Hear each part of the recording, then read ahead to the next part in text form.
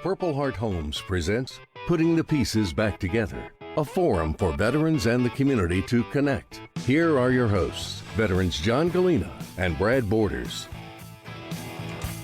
Good Thursday morning and welcome to Putting the Pieces Back Together. I'm John Galena. I'm Brad Borders. And we are happy to welcome you this beautiful Thursday morning. Expecting a little snow this week. Yep. Hopefully, everybody's going nuts. Hopefully, we'll keep the power lines up. There's no bread in the stores, no milk. Well, there was no cream cheese in the stores earlier this week. There's no cream cheese. I didn't know that started added to the snow list. You know, there's a conspiracy theory going around that all the weathermen have stock in the bread and milk companies, and so they just give us snow forecasts so that their stock can go up. I've just noticed there's rarely anything on the shelves at all. Well, that's true. I mean, you know, it's just bad when you got to start making your own cream cheese. How do you start making bread? Do you make your own cream cheese? Do you have like a churn at home? I didn't know that was a thing, but I had to learn how to do it. I needed it for a dinner recipe, and so we had to make our own cream cheese. That's really awesome. That's awesome. So, was it good? Yeah, I thought it was really good. Okay. For a first time go at it, it wasn't too bad. The kids gave me a thumbs up. I don't know if I want to eat your cream cheese. All right. So we got a really interesting show today. Some great guests here with us, and we got a few points in history, and we want to highlight and talk about. Before we do, I want to thank our show sponsors, Cook's Headers and Welcome Home Vets, Lake Mountain Coffee, and our friend and fellow veteran, Dr. Grant Campbell. Thank you all for supporting the show and allowing us to be here with you every Thursday. So far, I'd say it's been a real joy for us. Brad and I get a lot out of it. A little bit to cram into the day. We're going to start calling Brad John Boy as he shows up just a few minutes before the show. I showed up late this morning because of the traffic. Statesville's becoming a thriving metropolis, and we have traffic issues now. Who would have ever thought we would say that Statesville had traffic? It's crazy. So talking about traffic, our guest drives to Statesville every day from Fort Mill, South Carolina. Yeah, he does. Yeah, he comes up when we were in Iraq, we had Route 1. You remember Route 1? I do remember Route Tampa. It was a dangerous, threat-filled environment. Well, that's what Parker does every morning. He comes up Route 1 from Fort Mill, from Fort Mill up to Contingency Operating Base, Purple Heart Homes every morning. So he braves the traffic coming up every single day.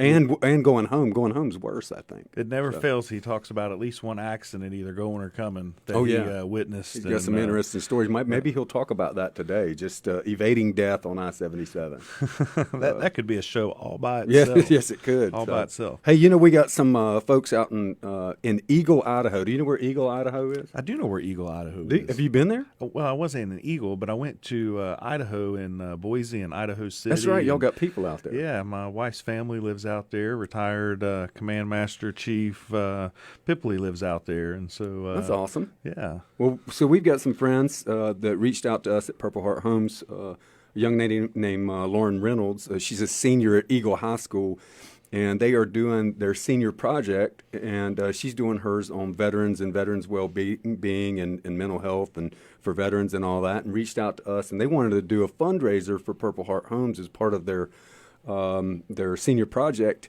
And so she's got a whole team. She's got a young lady named Gabriella, Sydney, Josh, and Cullen, and they're pooling their talents together over the next couple months, and they're going to do a fundraiser for us out in their area and tell the story of what Purple Heart Homes does and bring their community's attention to veterans issues. And she said they've got a lot of veterans living in their town, and so that's pretty awesome. So thanks, Lauren. Over the years, we've gotten a lot of support for Purple Heart Homes and our mission and communities all across the country, and it's great to have corporations step up. It's great to have individuals step up, but the ones that warm my heart the most are always the young people that step up. Yeah. When a group of school-aged young adults get together to raise money to help veterans that have allowed them to have the freedoms of education and just to be able to move about in their community, whether expressing their right to free speech or their religion, whatever that might be, that they want to honor those veterans. And so just a huge shout out there to those folks out in Eagle High School and Eagle Idaho. Yeah, So man. thank I don't you. know what they're going to do. I don't know what their fundraiser is going to be. We talked about doing something completely stupid, but not utterly pointless. And so They got some big mountains out there. In they do Idaho. have big mountains. So but that's we'll see, and more to follow on that. And we're real excited for them. Yeah, it's interesting. They come up with all kinds of ideas. Anybody can get engaged, and putting the pieces back together is really about helping communities understand just how we all play a role in helping veterans and being able to live their best life. And with that in mind, brings up Huff High School down in Huntersville, where they hold a dodgeball tournament once a year. Nice. And they raise money playing students against faculty in a dodgeball game. Do they have to all wear costumes like that movie? Remember that movie with Ben Stiller where they played That was a dodgeball? funny movie. No, I don't think they have to wear costumes, but that might make it even more entertaining. That would. Yeah. They all have to wear costumes. Yeah. All right, so we're setting that as a standard for this year, Huff High School. Yeah, you have to absolutely. wear costumes in your dodgeball tournament. Absolutely. Awesome. So this day in history, we've got some really cool history facts for us today. Yeah, man. Yeah. So if anybody's ever seen one of the greatest westerns of all time, next to Open Range and Silverado is Wyatt Earp. And Wyatt Earp was a real person, and anyhow, the gunfight at the OK Corral. Wyatt Earp passed away on this day in 1925, right? So think about that for a second. So that feels like a long time ago, but we think about these folks from history as being so disconnected from us. But like my grandpa was born in 1908, and so my grandpa could have known an older Wyatt Earp had they lived in the same town, but he passed away on this day in 1925. And today is also, it's National Rubber Ducky Day. I don't know if you knew that. Did you wake up this morning going, hey, let's get excited because it's National Rubber Ducky Day? And that all came about from Sesame Street. Remember Bert and Ernie? I do remember Bert and Ernie. And Bert and Ernie would get in the bathtub and sing a song about his rubber ducky. Rubber ducky, you're the one that makes my life so much fun, that kind of thing. And I won't sing it, but those were kind of the words. And so they developed a National Rubber Ducky Day in honor of Bert and Ernie. But So, there you go. It makes me want a cookie. Hearing Bert and Ernie, I can't help Wait a but minute, think of but the Cookie Monster. The Cookie Monster. Yeah, I like the Cookie Monster. And then Oscar. Oscar, the yeah. Grouch. Yeah, Oscar the Grouch. And speaking of the Grouch, that brings us to our guest for the day. Well, hang on. We got a few more things to talk about before we get to our guest. Nice segue. Yeah, it's a But good that segue, would be a good segue. That's a good segue. It's interesting. Just knowing a little bit about Parker, we'll hear more of his story. But I'm sure he'll talk some about Vietnam and just how much that had an impact on him. But today really marks the start of the Tet in Vietnam, and really what was the beginning of the Tet Offensive. Most of the fighting started more towards the end of the month, but in 1968, the Tet Offensive officially launched in Vietnam. It was a turning point. Yeah, it was a great turning point, a huge turning point for the war, and so just a big shout out to all our Vietnam vets. We're thinking about you, and as many of you that know Purple Heart Homes, you're always in our hearts. 1957, Wham-O Company produced the first Frisbee. Oh, no kidding. That's a turning point, right? Man, you've been doing your research. Well, I thought that's what you tasked me with. But for our car folks out there, in 1942, most people think plastic cars were invented in like the 1980s, but in 1942, Henry Ford patented a method for constructing plastic auto bodies. Oh, not like little toy cars. No, not actual like real auto plastic body cars. I mean, that they you were drive still, around in. Yeah, they were just finishing out, coming out of the wooden spoked wheels. I mean, and they were already looking at plastic cars. And Interesting. a fact most folks don't think of is Kingsford Ford. The charcoal was another invention that Henry Ford had put together, and it was using the wood scrap byproduct of the wheels and the body frames. Where's the Kingsford charcoal plant? Where is that? Do you know where it is? I don't know exactly where that's at. I know where it is. I drove by it by accident one time when I was on my way to Glasgow, Kentucky to help build a tiny house. Oh. The Kingsford charcoal plant is in a town of about 100 people out in the middle of nowhere. They make charcoal there in that Kentucky. makes a lot of sense. Did you know Ford made Jeeps in World War II? I did not know that. I did not know that. That's awesome. They made the Willis, right? Yep. Okay. Yeah. Awesome.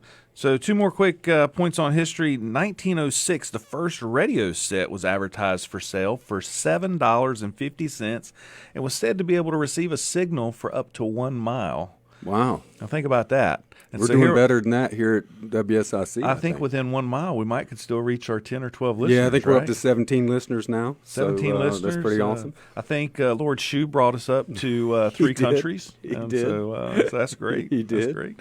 1630, the patent for the Plymouth colony was issued. I thought that was a really cool fact of history that it was actually corporations that helped establish America. Most of us think that it was just people, but those people were sponsored by corporations out of England and Now Spain we know and where corporate America comes from. and corporate There it America is. has long roots in, There in it our is. It's all history. been rooted So, in money and power. yep, Awesome. that's there right. we go. That's right. So let's move on to our guest here. We've talked enough about all this history stuff, but we're grateful to be here with you today. And Parker, thank you for your service to our country. Thank you for all that you've done for veterans, not just in the past 8 or 9 years now with Purple Heart Homes, but you've been serving veterans for I don't know 20 or so years now, as I understand. He also has the dubious distinction of being the one and only ever first staff sergeant within the United States Army. No, I'm sure there was more of those. All right, so Parker, tell us a little bit about yourself and about your service. Well, good morning, guys. So I had the pleasure of being a Korean linguist in the Army from 1977 to 1991. And what that means is I went to the Defense Language Institute for a year to study Korean. Just about killed me, but I survived and got out of there. And then I was a voice intercept operator Korean. I listened to the North Koreans and tried to tell our government what their intentions are or what they were doing and help prepare South Korea if they were about to invade or whatever. And so I spent my 14 years of service either in Korea or preparing to go to Korea, training for Korea. So I had tours in the 2nd, 7th, 9th Infantry and did 2 tours in the 25th Infantry and even did a tour at the National Security Agency. So Jack Bauer has nothing on me. That's right. He's a complete fake. Well, what exactly inspired you to join the service? I think I always was going to be in the service from being a little kid. I mean, at 5 years old, I was dressing up in Army uniforms from my uncles and wearing their stuff. And in both of my grandmother's houses, in the closets, they had all the uniforms of the people previous to me, my cousins, my grandfathers, my uncles that had gone to war. And so that was what I was always fascinated with when I'd go to their house is I'd pull those uniforms out and play with them and wear them. And my uncles all put me through kind of a basic training situation as I was growing up. I had to achieve certain measures to move on to get this. Like when I got my first gun, I had to go through Marine Corps marksmanship training. I had to read the manual, take a test, had hands-on on the range, and it's exactly like somebody from Parris Island would have had to go through in the 60s. So Yeah. and they were a big influence on me. As they were both Vietnam veterans. My cousin did 3 tours in Vietnam, and I was a 10-year-old kid in 1968 when the Tet Offensive happened, and I watched the veterans come home, and I was appalled at the way America treated them. I'd be the one of the grandkids that got to go on the trip downtown with my grandmother. She went once a week downtown, and she'd take 1 or 2 grandkids based on how good you were. So I got to go like twice in my whole life, right? Right. But I would watch them get off the bus, and they would be ashamed of their uniform and take it off, and it would be this fascinating thing to me, covered with medals and accoutrements, and you know what a military uniform looks like from Vietnam. And people would talk poorly to them. They'd throw stuff at them. I could never understand that. And then as I got older and realized what had happened to the Vietnam veterans, it just appalled me. And I experienced some of that when I went in the service in 1977. In California, it wasn't fashionable to go downtown with your high and tight. But I think my generation kind of changed that because we were like, we're not going to put up with this. And, that's how the first year of my tour in Korea or in California was like that. It was very aggressive against the civilians. They didn't like the military. They didn't like us to come into their restaurants and stuff. But that gradually changed during my time period, and then thank God it's the way it is today. Oh yeah, it's as changed. far as welcoming people home. But that's one of the things I think is really significant about what Purple Heart Homes does is we're righting the wrong America did those Vietnam veterans. They're now in their 70s. They're fixed income. Their homes are having some issues. They need some repairs, and they come to us and free of charge. We help them fix their houses. We put a lot of ramps on because a lot of them lose their limbs based on Agent Orange. So, it's a huge need, and we're there to fill it. And that's one of the things I'm most proud about what we do. So what inspired you to, as an individual, to want to get involved and to help veterans? It just was always my calling. And then when I got out of the service, as you guys both know, well, maybe not you, Brad, yet, but it's like landing on Mars. I went in the service as an 18-year-old kid, and I got out in my mid-30s. And I spent my whole 20s in the Army, in uniform, and that's all I knew. And then when I got back to being a civilian, I was like, wow, what happened to America? It changed. It was completely different than what I had gone into. And same thing that I think is going on today is America's changing. It's evolving. I'm not sure it's evolving in a positive way, but it's changing, and that was it. So I was kind of lost for a while, and then in a previous job I had the opportunity to support the military. When 9/11 happened, I was in an opportunity to help the military. So I started doing that, and that's kind of how I met John and Dale. Was they were just another group of veterans that were coming to the radio station I worked at and needing help, and I started helping them, and then it evolved into today. I think just in the context of your last comment there, how America is evolving and changing, I think there's still hope. One of the things I recall as a veteran we helped in upstate New York, who we had a group of high school students that were doing some trades training. Their particular school went in and worked on his home, and then afterwards they each kind of went through and talked with the veteran. And I remember being there and him saying at the end, we had a little ceremony, and he said, "This project has renewed my hope in the future of our nation."